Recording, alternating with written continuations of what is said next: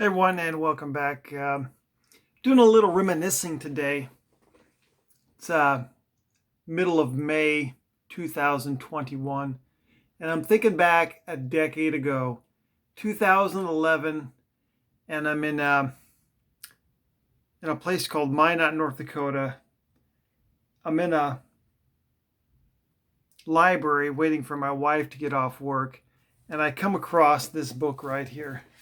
A book that would change my life for the next 10 years. This baseball standard collection book by Bob Lemke, and I'm just starting to look through it, and I was just amazed at the nostalgia that it brought back, the good emotions that it brought back from my childhood.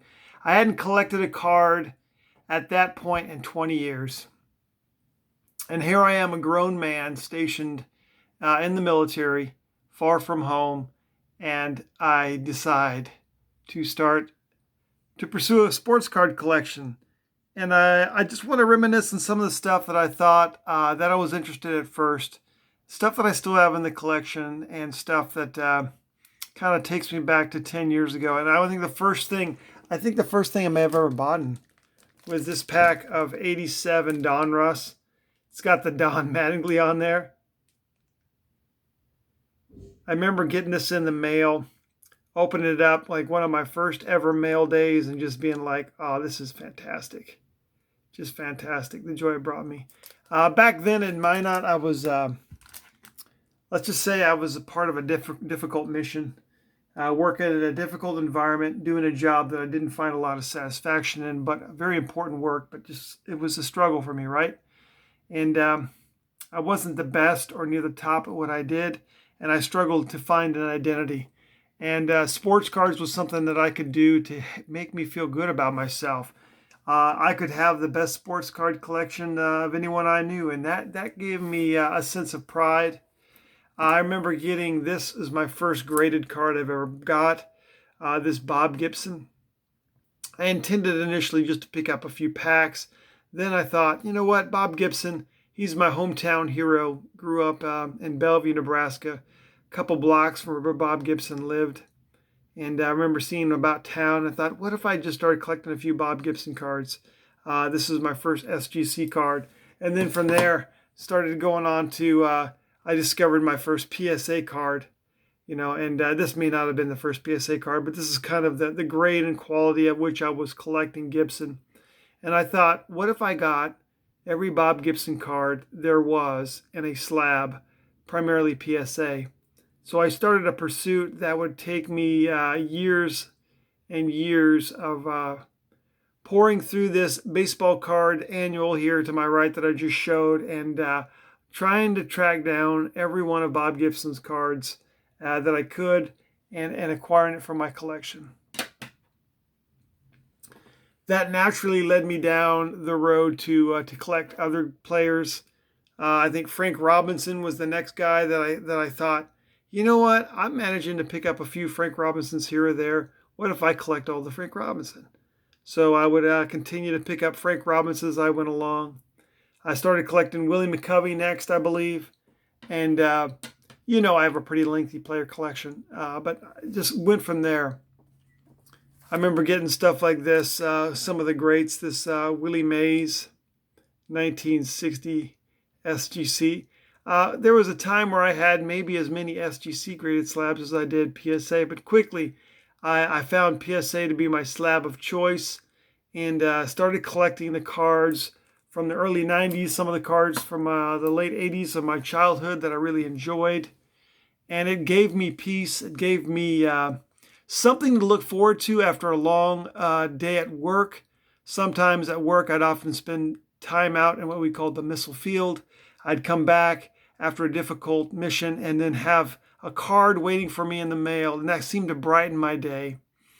And I really picked my spirits up, and kind of it just brought me hope each day. Like, I may not be the best at what I do. This may be a difficult job, but I could build an amazing collection, and it's just something to look forward to. And I continued to collect through that job all the way up into my next assignments. And here, as I kind of reflect on my last year of the military before I retire, where I've come as a collector as well. And I just wanted to show some of the things, like this is a recent pickup here, the Leaf King Griffey Jr. Just inexpensive stuff back then. I would buy a lot of stuff for 99-cent minimum bid stuff from the late 80s, early 90s. I kind of thought, like some of the senior leaders that I work for, I could imagine them back in 1990 being able to buy a pack of cards. And it gave me hope to like, hey, someday my day will come. Someday I'll get to walk away, put the uniform away, and then go about my business as a civilian. And as I draw closer to that date, it gives me a little bit of reflection on the journey that's brought me here to this point. I like those Larry Walkers.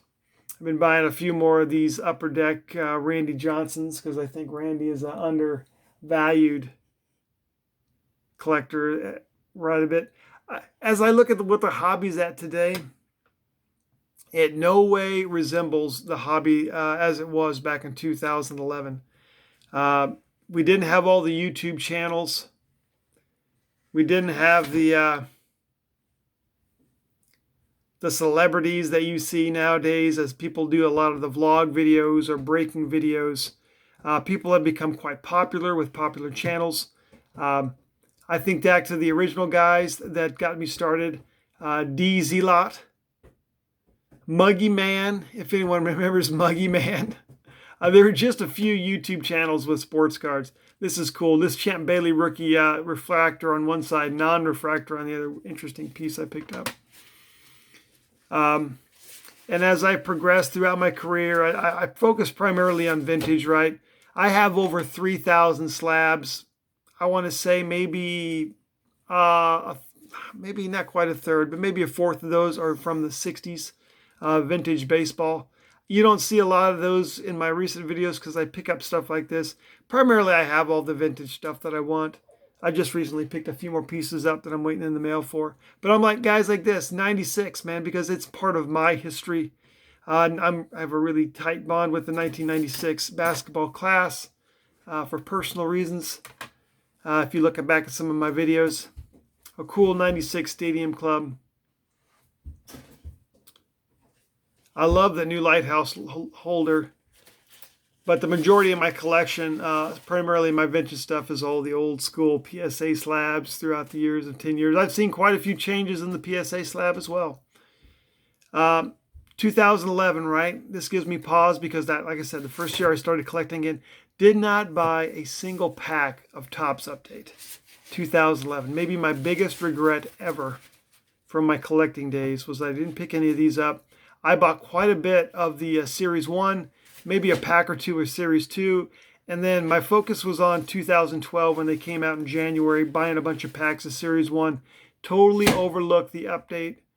I bought a blaster of 2010 update, blaster 2012 update, but never the 2011.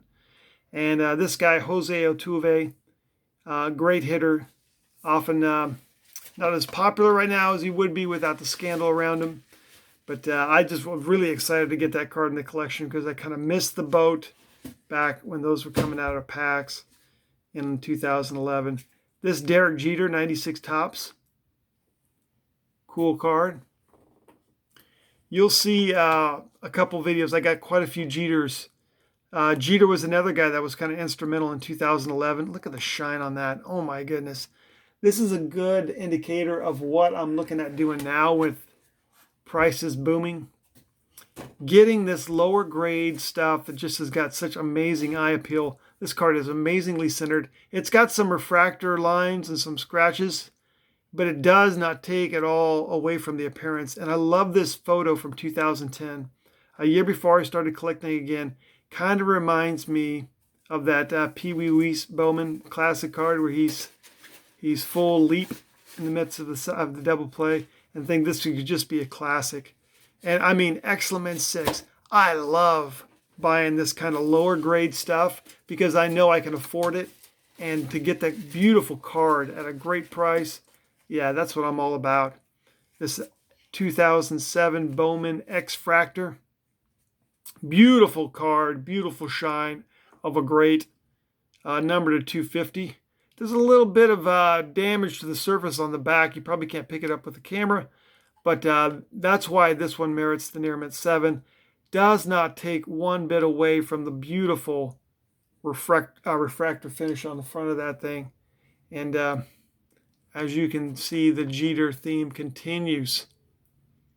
Here it is, a 2012 X-Fractor from the Bowman Chrome. This one actually is a Learmint 9. So a little better grade on this. Cool card. Jeter was just wrapping up the end of his career. And, you know, he's really out of sight, out of mind. Griffey stuff is starting to spike. But Jeter stuff, maybe not so much. And I'm looking at the stats, the all-time stats, and his numbers are undeniable, man. He has to be considered a GOAT, one of the greatest of all time at his position. And Griffey, another case of a very low grade. And then you look on the back, and there's a little bit of damage right here to the surface on the back. And once again, does that deviate? Does that detract from the eye appeal of this card? Beautifully centered on the front, great vibrant colors. I think I paid $2 for that. That's kind of the stuff that I'm like buying now. I got a little bit of tennis on the way too. I'm not all into the soccer market. I don't know who Mbappe is, and I don't care to know who Mbappe is. But I remember some of the greats, and you'll see in an upcoming video. I got some Pete Sampras, one of my favorite, Andy Roddick.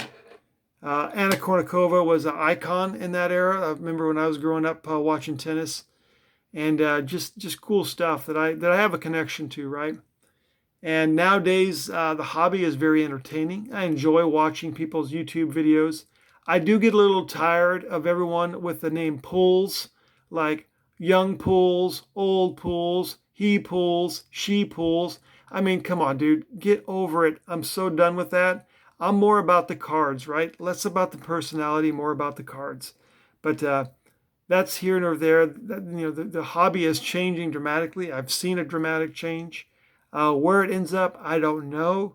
I kind of miss the days where you could go into a store and buy a blaster or two. But I understand the times have changed. But I still love the hobby. I still love collecting. I'm still excited for those mail days and those cards that keep coming in. And it always gives me a little bit of self-satisfaction when I find the next it item and beat the newcomers to the punch and use my hobby knowledge to start buying up stuff before they become hot. But that's all I got. A little longer video, but I just wanted to kind of walk down the lane in enough nostalgia, thinking back to the 10-year anniversary from when I started collecting again. That's all I got for you. Once again, I appreciate your posts, your comments, and I'll talk to you again soon.